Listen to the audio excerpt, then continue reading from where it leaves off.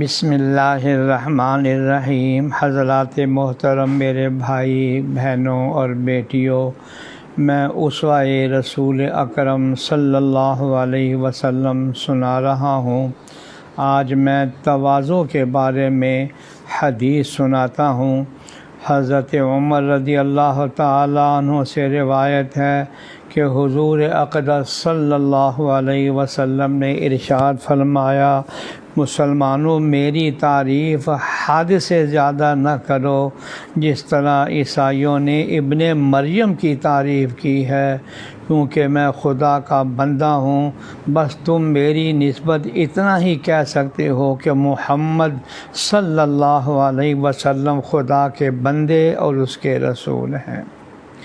اور ایک روایت میں جناب رسول اللہ صلی اللہ علیہ وسلم اپنے عصا پر ٹیک لگائے ہوئے ہمارے پاس تشریف لائے تو ہم آپ صلی اللہ علیہ وسلم کے لیے کھڑے ہو گئے۔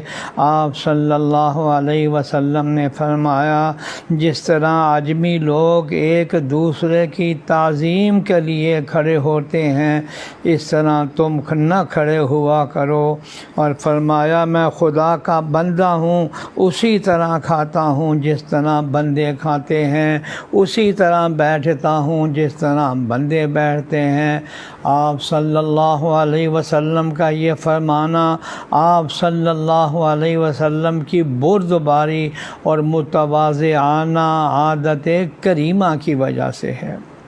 حدیث میں ہے کہ ایک مرتبہ ایک سفر میں چند صحابہ کرام رضی اللہ عنہم نے ایک بکری ذبح کرنے کا ارادہ فرمایا اور اس کا کام تقسیم فرما لیا۔ ایک نے اپنے ذمے ذبح کرنا لیا، دوسرے نے کھال نکالنا، کسی نے پکانا۔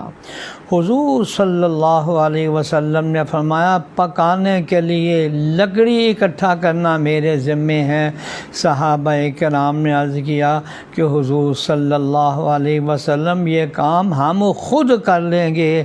آپ صلی اللہ علیہ وسلم نے فرمایا، یہ تو میں بھی سمجھتا ہوں کہ تم لوگ اس کو بخوشی کر لو گے، لیکن مجھے یہ بات پسند نہیں کہ میں مجمع میں ممتاز رہوں، اور اللہ تعالیٰ بھی اس کو ناپسند فرماتے ہیں۔ صلی اللہ علیہ وسلم۔